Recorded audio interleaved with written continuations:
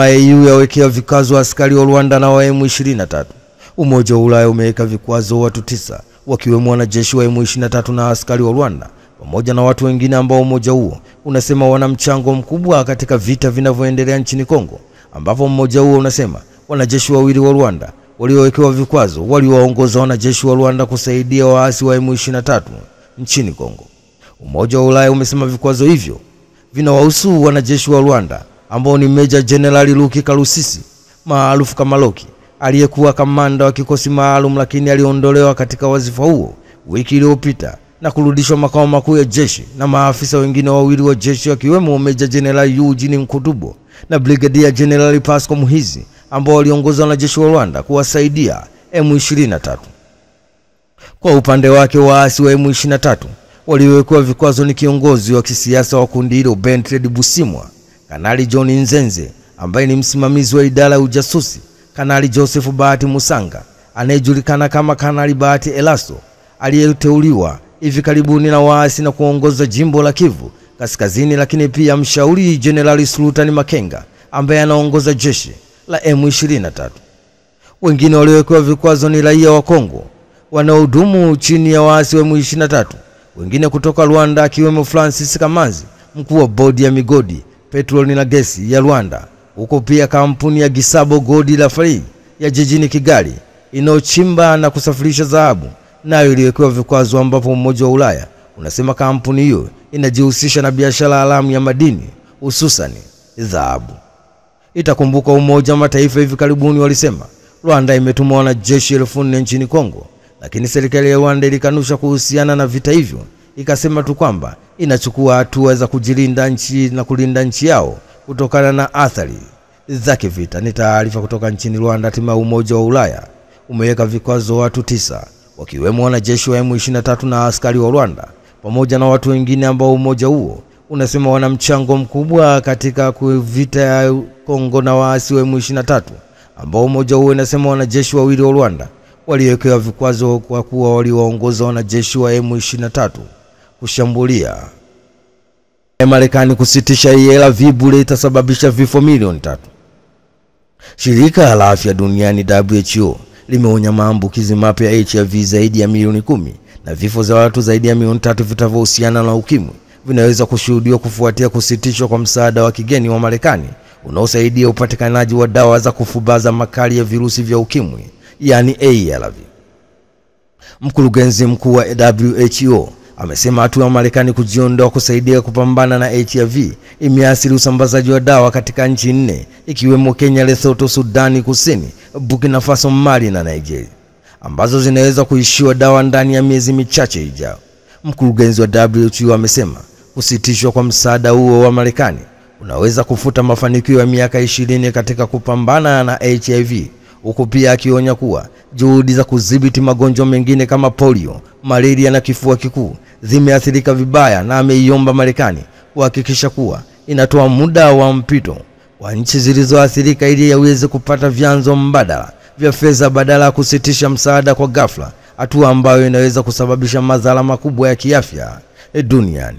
Itakumbukwa Rais wa Marekani Donald Trump alitangaza mwezi huu kusitisha kutoa fedha za misaada kupitia miradi iliyokuwa chini ya shirika lake la misaada la USAID, aliloibua taharuki hasa kwa nchi nyingi za Afrika zinazotegemea fedha za ufadhili kushughulikia na magonjwa kama ya ukimwi. Ni taarifa kutoka nchini Marekani. Hatimaye shirika la Afya Duniani WHO limeonya maambukizi mapya ya HIV zaidi ya milioni 10 na vifo vya watu zaidi ya milioni 3 vinavyohusiana na ukimwi vinaweza kushuhudiwa kufuatia kusitishwa kwa msaada wa kigeni wa Marekani unaosaidia upatikanaji wa dawa za kufubaza virusi ya ukimwi, yani ARV. Dereva aliyesababisha kifo cha OCD ya wazi asakwa na jeshi la polisi. Jeshi la polisi kanda maalum ya Dar es Salaam limesema Machi 17 mwaka 2025 saa 1 asubuhi katika barabara ya Nyerere maeneo Pugu mwisho wa lami ilitokea ajali ya magari mawili kugongana na kusababisha kifo cha mkuu wa polisi wilaya ya polisi Chanika Awazi Mohamed Chiko, huku polisi mwingine akipata majeraha.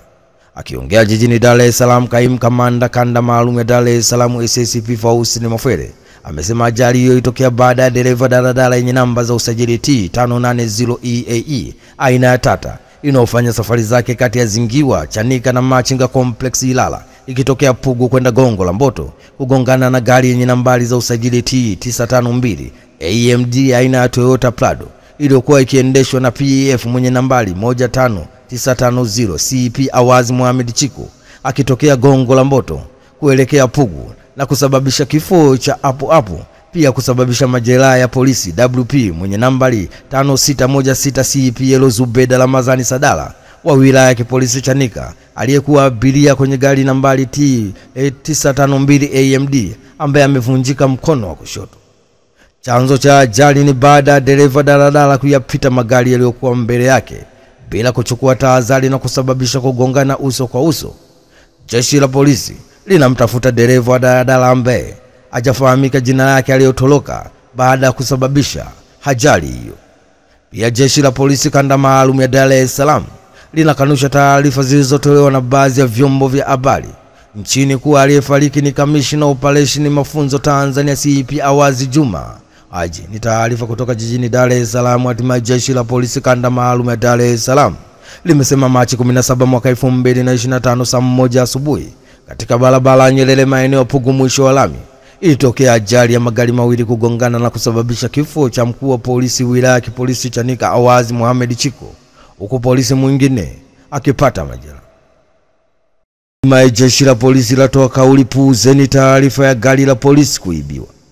Jeshi la polisi mkoani Mbeya limekanusha taarifa inayosambaa kwenye mitandao ya kijamii inayosema wezi wameiba basi la polisi mkoani Mbeya na kuomba jamii kupuuza taarifa hiyo kwani hakuna tukio kama hilo lililotokea mkoani Mbeya. Jeshi la polisi mkoa wa Mbeya limesema halina basi lenye nambari PET 4037 kama ulivyosomeka kwenye picha mnato iliyoambatanishwa kwenye taarifa hii. Jeshi la polisi mkoa wa Mbeya linaendelea na uchunguzi wa kuwabaini waliohusika na utoaji taarifa hiyo ya uzushi na kuleta taharuki kwa jamii ili hatua stahiki zichukuliwe dhidi yao. Ni taarifa kutoka jijini Mbeya. Hatimaye jeshi la polisi mkoani Mbeya limekanusha taarifa inayosambaa kwenye mitandao ya kijamii inayosema wezi wameiba basi la polisi mkoani Mbeya na kuomba jamii kupuuza taarifa hiyo kwani hakuna tukio kama hilo lililotokea mjini Mbeya. Hatimaye M23 na DRC kuitafuta amani nchini Angola. Serikali ya Jamhuri ya Kidemokrasia ya Kongo imethibitisha kuwa itatuma wajumbe nchini Angola kushiriki mazungumzo ya amani yanayolenga kusuluhisha mzozo unaoendelea kati ya nchi hiyo na waasi wa M23 mashariki mwa Jamhuri ya Kidemokrasia ya Kongo. Msemaji ofisi ya Rais wa DRC Tina Salama amethibitisha kuwa watashiriki, ambapo katika hatua hii ya awali amesema hawawezi kueleza bayana ni akina nani watakaounda ujumbe huo utaokutana na viongozi wa M23. Mazungumzo hayo ambayo yanatarajiwa kuwa ya moja kwa moja kati ya serikali ya Kongo na washiriki wa M23 yamepangwa kufanyika nchini Angola. Mara kadhaa Rais wa Kongo Felix Tshisekedi amekuwa akikataa kukaa meza moja na waasi wa M23 ambao serikali yake inawachukulia kama magaidi, lakini baada ya ziara yake mjini Rwanda wiki iliyoisha, uamuzi huo unaonekana kubadili na amekubali nchi yake kushiriki mazungumzo na M23. Katika hatua nyingine, Rais wa Angola João Lourenço ametoa wito utaositishwa mapigano kati ya mzozo wa mashariki mwa Jamhuri ya Kidemokrasia ya Kongo kati ya wanajeshi wa serikali wa waasi wa M23 kabla ya kuanza kwa mazungumzo ya amani. Rais huyo ambaye ameteuliwa na Umoja wa Afrika kuwa mpatanishi amezitaka pande zote kusitisha mapigano kuanzia jana kabla ya kuanza kwa mazungumzo ya amani katika mji mkuu wa Angola Luanda. Wito huo unalenga kusitisha vitendo vyote vya uhasama dhidi ya raia na azima ya kutoa maeneo zaidi kwa matarajio kwamba hatua hizi na nyinginezo zinapelekea kuwepo kwa hali ya utulivu itakaowezesha kuanza kwa mazungumzo ya amani. Ni taarifa kutoka huko nchini Kongo. Hatimaye serikali ya Jamhuri ya Kidemokrasia ya Kongo imethibitisha kuwa itatuma wajumbe nchini Angola kushiriki mazungumzo ya amani yatakayolenga kusuluhisha mzozo unaoendelea kati ya nchi hizo na waasi wa M23 mashariki mwa Jamhuri ya Kidemokrasia ya Kongo.